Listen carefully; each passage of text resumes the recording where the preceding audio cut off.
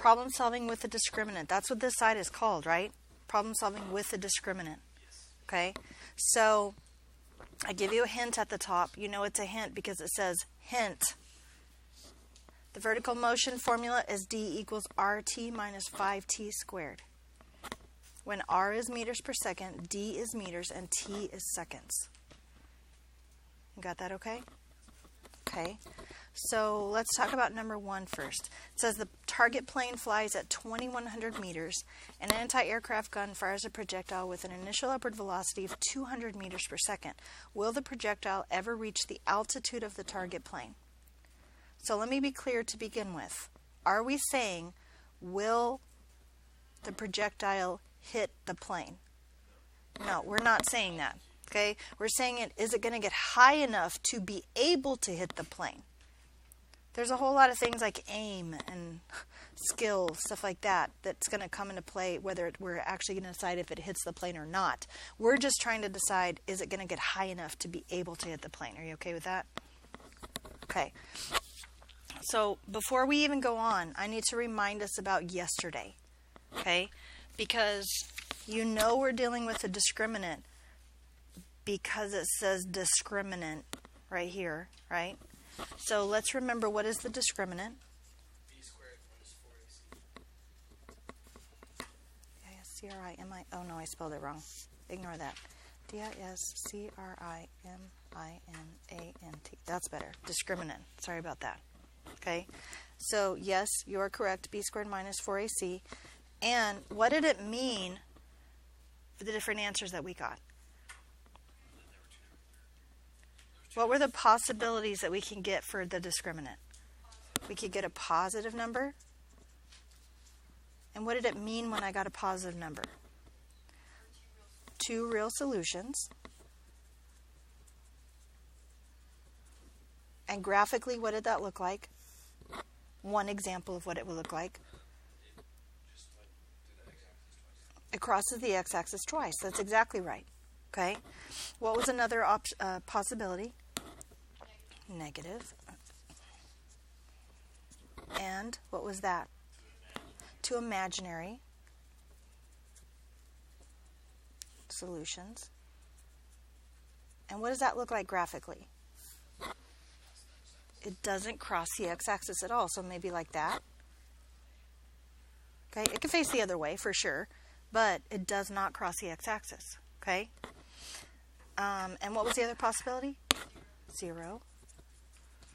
And what was true about that? 1 real solution because it's a double root. And graphically, you are correct. It does sit on the x-axis like that. One place. Okay? Hey, would you get the door? Somebody? Thank you.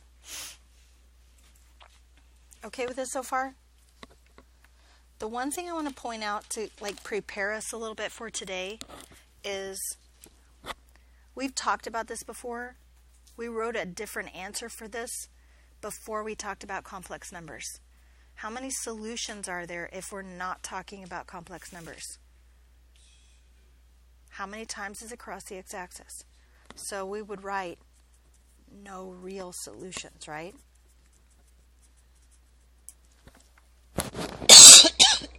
Excuse me. So I just want to keep that in our mind. We're going to need that in our mind for today. Okay? So let's visualize a little bit about this plane that's flying. Okay?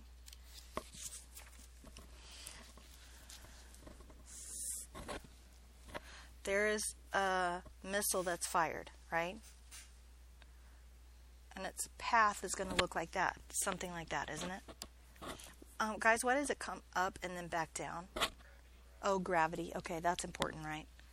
Okay, I did read an article the other day about the fact that gravity does not exist. It was super interesting. And by interesting, I mean really wrong. But I don't want to judge that person. That's just how they felt. It was very interesting though, okay? But this is the path of the missile, right? So what are the possibilities here? The plane could be right here, right? that could be 2,100 feet above the ground, right? I didn't draw that very parallel with the ground, but use your imagination for me, right? So what's the possibility here? So we could have 2 places that could even be that high, right?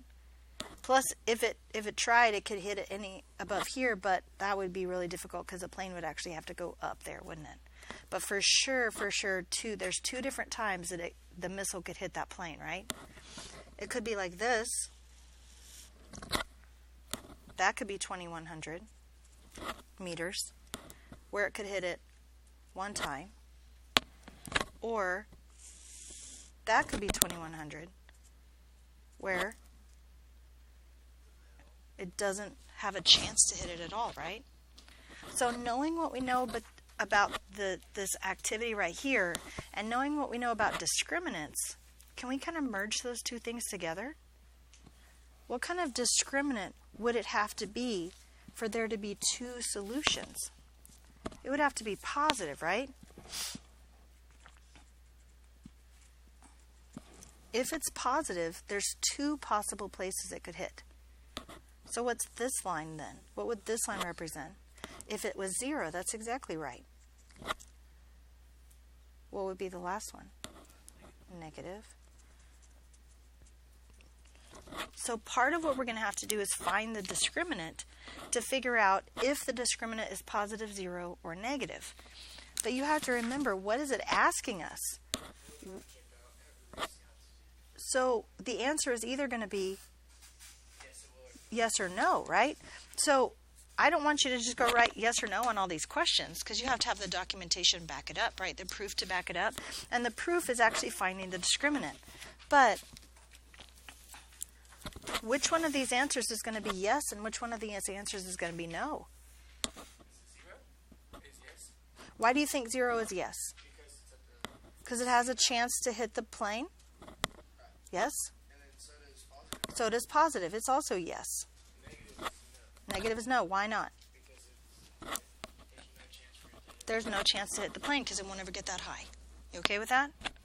Okay, so look at your worksheet again. It says the target plane flies at 2,100 meters. Okay, what is that? If we're given this, d equals rt minus 5t squared, what is this? That's d. Now it says d is meters. I want to be very clear. We're not seeing how far the plane can go. We're seeing how high it can go. Or the missile. We're not seeing how far the missile can go. We're seeing how high it can go. So when we're talking about distance, we're talking about this distance right here and not this distance right here. Does that make sense? Okay, so that is our d value. Do you know anything else based on what's in the problem? We know the r, don't we? Because it says r is meters per second. Well, is there any things or words or numbers in this problem that says meters per second? Now 200, right? So for this problem, the formula that we're going to use, or excuse me, the equation we're going to use is 2,100 equals 200t minus 5t squared. So what? We just look at it and then we cry? Okay, what do you mean by solving it? Are we trying to solve for t? What are we trying to find? The discriminant, right? We just need b squared minus 4ac, which is what you told me it was a minute ago, right? b squared minus 4ac. So we need to find a, b, and c. So I need to get it equal to 0, so it is in standard form. Good. I was not hissing like a snake. I was trying to give you a hint about what the answer was. I'm glad you caught that. So if I subtract 2,100, should I also, in the same step, put it in the right order? What should go first? Negative 5t squared. And then 200t. And then minus 2,100. Okay? What do you notice and what do you wonder? You notice it's in standard form. That's a good observation. I noticed You noticed our A, B, and C. Like you looked at it and you saw, oh look, there's A, there's B, and there's C. Excellent. What do you wonder? If it's going to work. That's a fair wonder. Okay? Did anybody wonder if we have to try to like take out a greatest common factor first? Do you have to? You can if you want to. That's another step that in this case we don't need to do. Because all we're just trying to do is plug it into this and get an answer, right? We're not trying to solve it. We're not trying to figure out what t is. If we were trying to solve it for t, we would probably want to take out a greatest common factor because that would make this problem a whole lot easier. But since all we're trying to find is the discriminant, we should probably just take a, b, and c and plug it into our discriminant formula. Are you okay with that? Okay, so b squared would be 200 squared minus 4 times negative 5 times negative 2100. What do you notice? What do you wonder?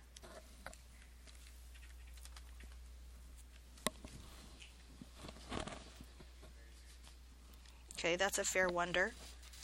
You know what other people have wondered today? Do the parentheses matter? Can I just say 4 times negative 5 times negative 21? Without putting the parentheses in there? Like if I just put a dot right here? Those parentheses don't matter, do they? Parentheses would matter here if it was negative, right? So just be careful. Those are all good wonderings. Okay? So on my calculator, 200 squared. In your calculator, you're pressing in 200 squared. Press it. 200 squared.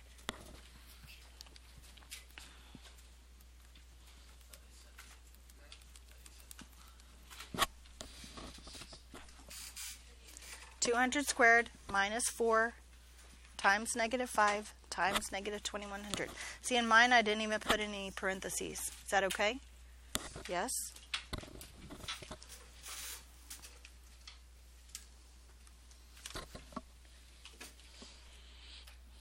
I know I'm so mean, I haven't even pressed enter yet. It's almost like I was hoping you would do it as well. Oh my gosh. It does that sometimes. Negative 2,000.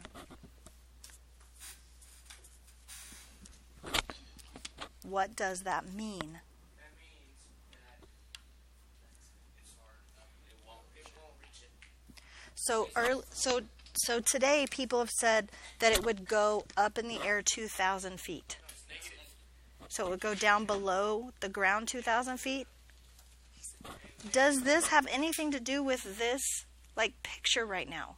No, this is just the discriminant. This is just the number I get when I use that formula right there. And all that's telling me is if it's positive, negative, or zero, whether I'll have 2 solutions, 1 solution, or no solutions. That's all it's telling me right now. Okay? So what do you notice about our answer?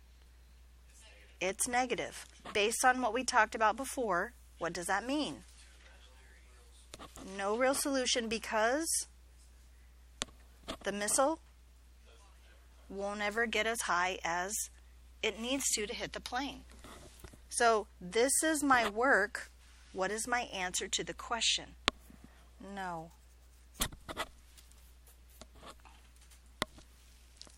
Got it? Any questions? Please look at number 2 on the back.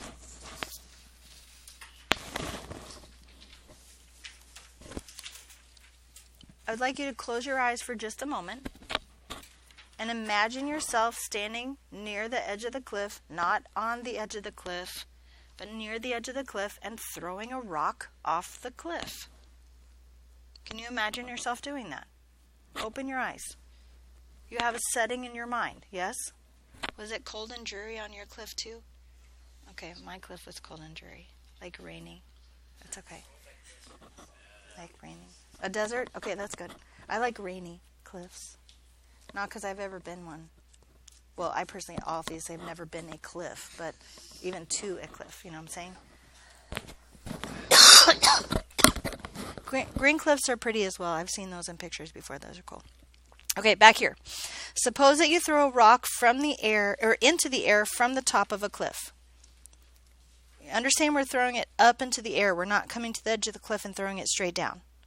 Can you imagine that? Let's draw it.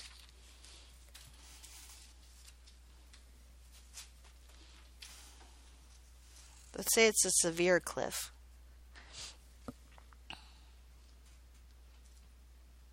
I'm not going to be on the edge of the cliff because I think I would be scared. So I'm throwing a rock. Well, I'm right-handed, so I would have to throw it with my right hand. But my right hand would be out here because I would take a step. Right? Okay, that's too much. So let's just go like this. So something like that, right? You okay with that?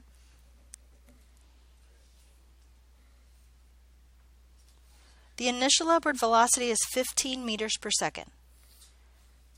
Knowing what we know, using the vertical motion formula from above that, what equation am I going to use for all of number 2? I'm going to use the vertical motion formula. So it's going to be D equals what?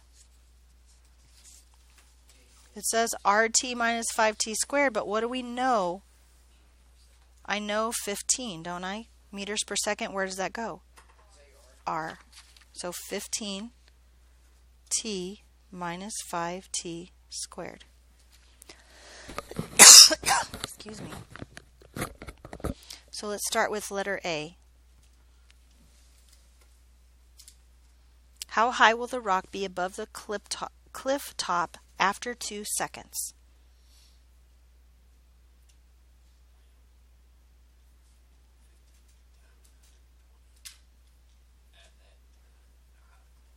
Where did you get 120?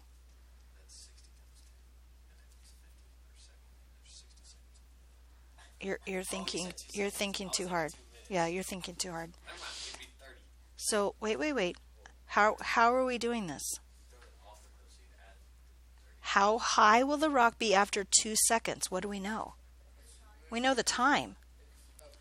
D equals 15 times 2 minus 5 times 2 squared. I just substitute 2 in for T.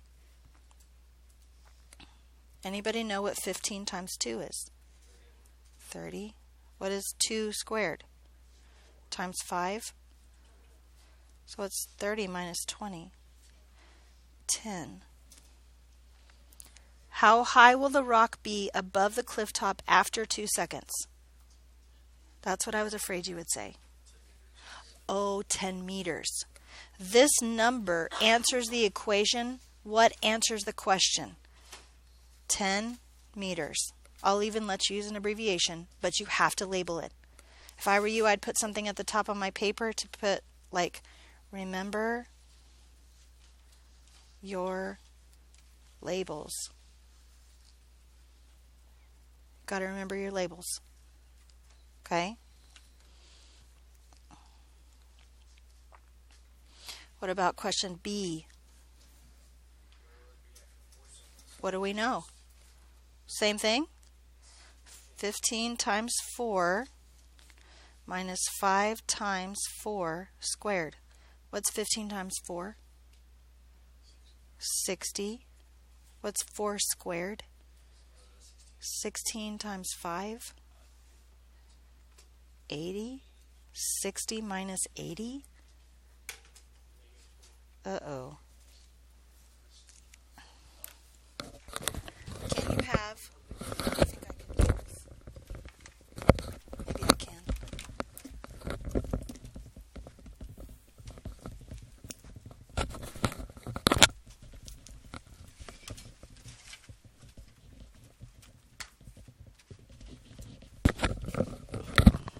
Can you have negative distance? No. So what we got was wrong.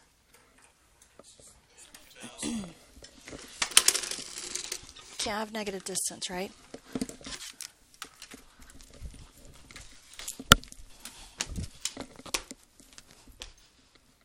Where are my feet? On top of the desk. Where is the floor compared to my feet? Below. How far below? 2.5 feet. So is the distance from my feet to the floor negative 2.5 feet?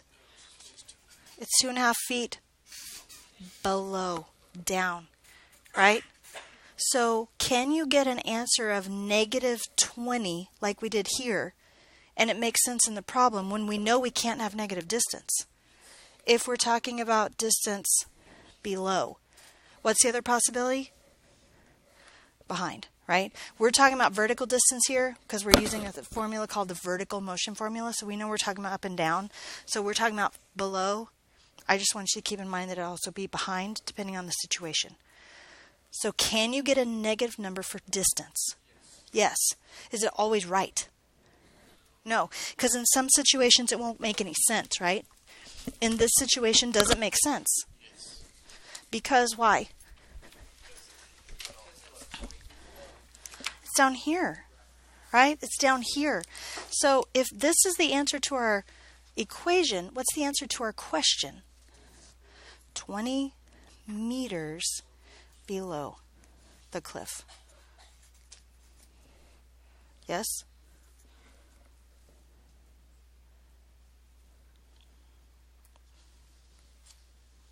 Any questions about that? Okay. C. When will it again be at the same level that you threw it? Here's where I threw it from. I want to know when it's going to be at that level again. Ever? I just drew a line that shows where it will be. I threw it up and it's coming back down, right? So what do I call that height?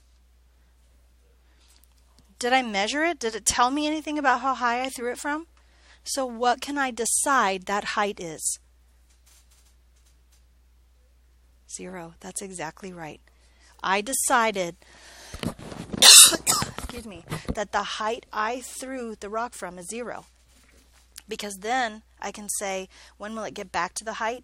Well, that same height is that vertical height is going to be 0. Okay, so 0 equals 15t minus 5t squared. What kind of a problem is this now? It's a quadratic.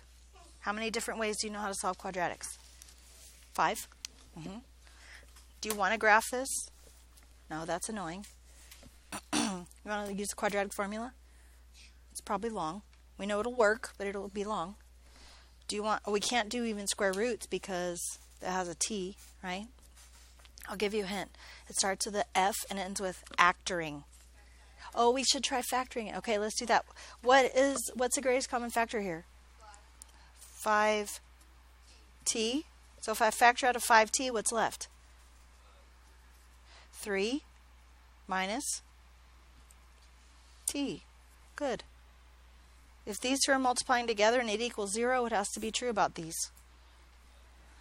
At least one of them 0, so we set them both equal to 0 to find out both of the possibilities, right? So if I divide both sides by 5, I get t equals 0. And if I add t to both sides, I get t equals 3. This answers the equation. What answers the question? When will it again be at the same level that you threw it? 3 seconds. When was this? That's when I threw it, right? It was at 0 height at 0 seconds. That's when I first let go of that rock. So when it finally came back down to the same height was 3 seconds later. You okay so far? Okay. Last one. Last part. When will it hit the water 50 meters below where you threw it? There's some water down here. When will it hit the water? What's the height when it hits the water? Can we have negative distance? No, but how do we notate a distance below in our equation? Negative number, that's exactly right. Okay, so negative 50 equals, good, 15t minus 5t squared. That's excellent. How do I solve that? It's a quadratic, so we want to get it equal to 0, especially if we want to factor it, right? So how do you want to get this equal to 0? Add 50. So negative 5t squared. Good, keep going. Plus 15t plus 50. What should we do to go about factoring this?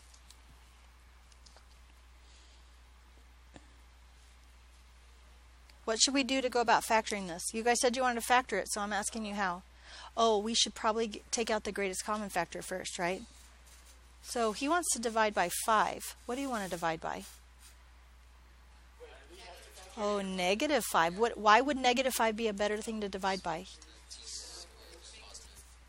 So if I divide everything by negative 5, 0 equals t squared minus 3t minus 10. Oh, geez, that's way easier to factor, isn't it? What multiplies to be negative 10 and adds to be negative 3? What? Okay, so 5 and 2, so you're saying negative 5 and positive 2? So if I say t minus 5 equals 0 and t plus 2 equals 0, t equals 5 and t equals negative 2. This answers the equation. What answers the question? When will it hit the water? 5 seconds. Guys, can we have negative time? Okay, we're going to fight about that in just a second. But right now we're going to say no. And we're going to say the answer is 5 seconds. I threw it here. 5 seconds later, it hits the ground, right? In the water, I mean. Well, does this answer even make any sense? It doesn't unless you think about this. The other side of the parabola. If there was such a thing as negative time, it would be at the height of the water at negative 2. Does that make sense? This is not a realistic thing. I didn't dig the rock 50 meters out of the ground 2 seconds before I threw it, right? That's not a thing. Okay? Now let me ask this question again. Can you have negative time? So you can't, right? You can't have negative time. But you could have time. Let me ask you this. If I have my tea, right? It's hot tea and we're measuring the temperature of it. And I say, I'm going to start right now and measure the temperature of it like every minute, right? Could I figure, if I made an equation out of that, could I figure out the time 2 minutes before I started measuring the temperature? So can I get an answer that represents a negative number for time? Yes, and that would mean time before I started my thing, right? Does that make sense in this problem? No, it does not. Okay, so we just basically ignored that answer. We got it as part of our math, but when we wrote our answer to answer the question, we just went with 5 because negative 2 doesn't make any sense there. You have to take the time to figure out if the answer you got for time or distance, either one, makes sense in the context of the problem. Okay? Negative time doesn't make sense when I'm throwing a rock. Okay? But if I'm measuring temperature, it could make sense. If I'm measuring what I did before 8th period started, if I said 5 minutes ago, we could figure that out, right? We'd be just at the end of 7th period. But if I was doing math with that, I would have to use a negative number to represent that. 5 minutes ago.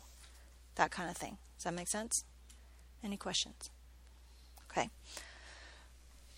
So the rest of the worksheet is yours to get done. Okay? The rest of the worksheet is yours to get done.